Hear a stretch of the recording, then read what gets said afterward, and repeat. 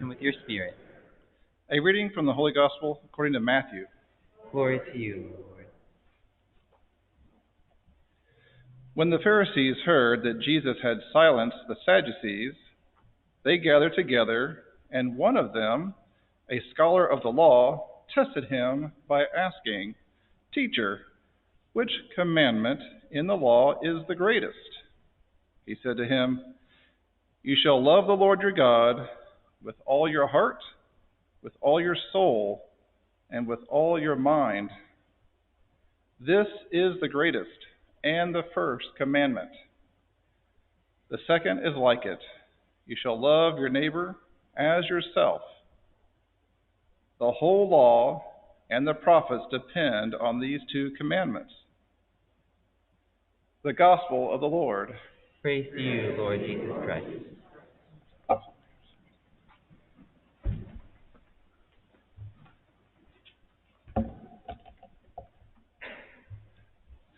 How many of you here tonight have seen the movie Hacksaw Ridge? It's a war movie. Okay, one. Gene, you have not seen it? Holy smokes. Okay. One more time. Raise the hands. I got distracted there. Okay, so quite a good number. So the movie, so you guys will, if you've seen the movie, you'll understand this homily a lot better. But I'll describe a little bit of it here for people that have not seen it.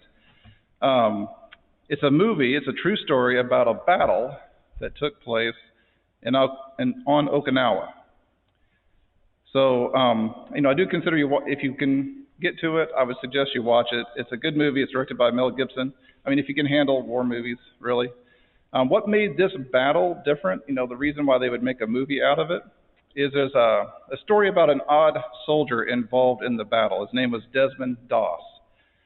So he joined the United States Army to fight in World War II. But he was different because he did not want to use weapons. So he thought it'd be a great idea to go into battle with his fellow soldiers in the 77th Infantry Division unarmed. Now, it turns out that no one else thought this was a good idea. And as the division trained for war, other soldiers, other commanders, they made it very clear they did not like him. They did not like Desmond Doss. He was threatened. He was beaten. He chose to face a court-martial rather than just drop out of the Army. But he was cleared of any wrongdoing in the court-martial. But his teammates, they still despised him, right? His fellow colleagues in the military. So as this division, this infantry division, approaches this cliff, so they're going to go up this cliff in Okinawa. That ridge there was called Hacksaw Ridge. Everyone assumed that Desmond was a coward, and he didn't want to fight for that reason. He didn't want to stand up and fight. He's just a little coward. So in that first battle that took place there were heavy casualties, and it caused the Americans to retreat down off the cliff. Now, the wounded that were up on this cliff, they were left there. They were left behind. They were left for dead. The wounded that were up there, they knew that they had been left behind, and they were goners. But Desmond did not retreat. He stayed on the ridge, and he started his own private rescue party. And so one by one, he lowered these soldiers down with these ropes from the cliff so that the soldiers could receive medical attention below. And as he would lower them, he would pray this prayer. He'd say, "Please, God, help me save just one more.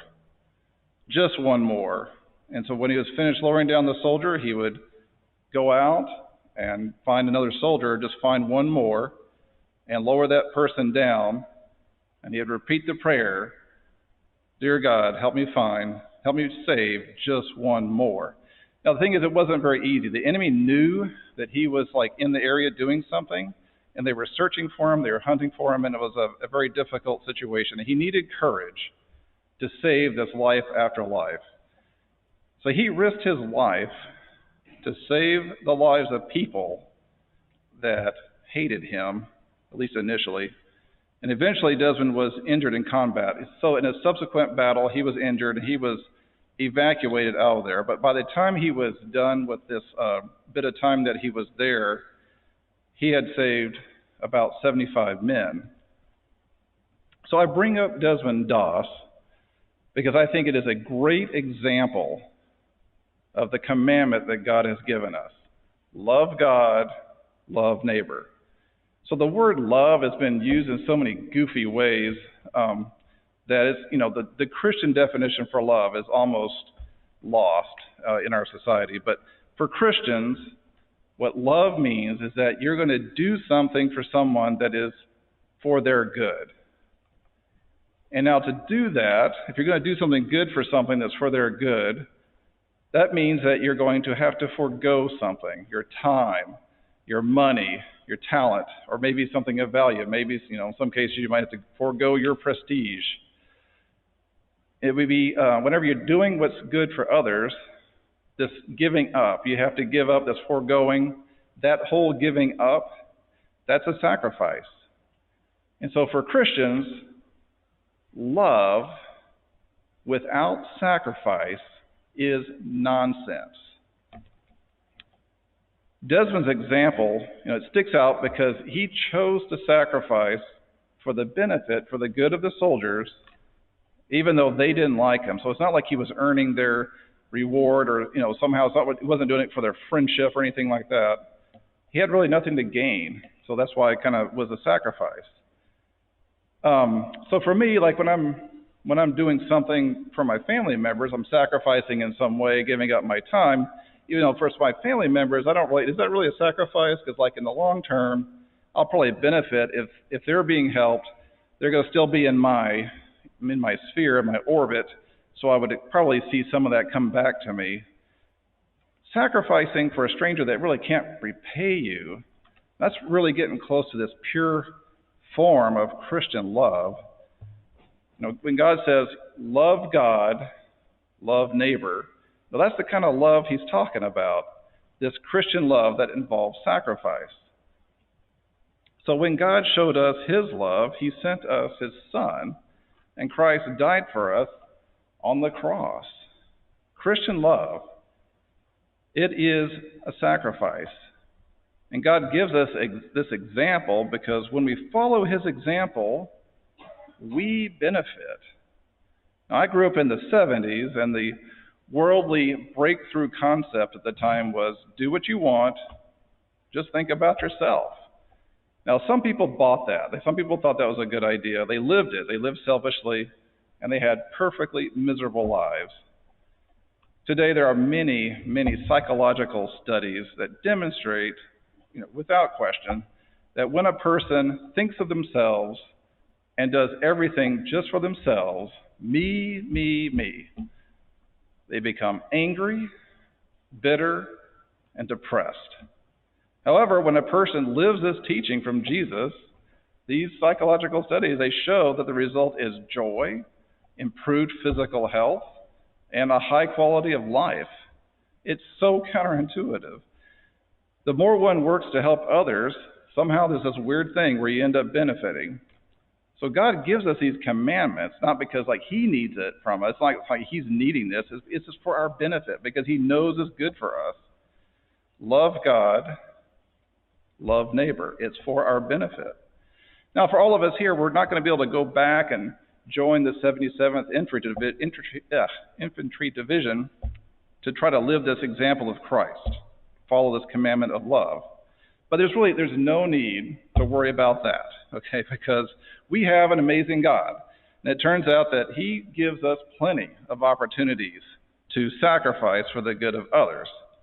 Now, here's a trick you might like. You can pray to God that he helps you learn to better love him, to better love your neighbor. Now, in my experience, he loves that prayer. Now, if you want to watch God work in your life, give that prayer a shot. Then buckle up. The Mass the Mass here that we're doing here is all about Christian love.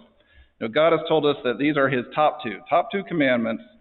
Now, you'd think that if we're going to have Mass, that we would have this idea of Christian love enmeshed in the Mass. And in fact, it is actually a part of every Mass. Pretty soon, you're going to hear Father Alex say these words that are said in every Mass. He'll say, "Pray, brothers and sisters, that my sacrifice and yours may be acceptable to God, the Almighty Father." And then we reply, "May the Lord accept the sacrifice at your hands for the praise and glory of his name, for our good and the good of all his holy church. We will be praying those words soon, but in the meanwhile, so I'm going to end this homily with a thought. I wonder what would happen to the lives of those here at All Saints if we ask God for the grace, for a deeper conversion, for the grace to love God and neighbor more than we can today, for the grace to grow in our commitment to sacrifice for the good of others.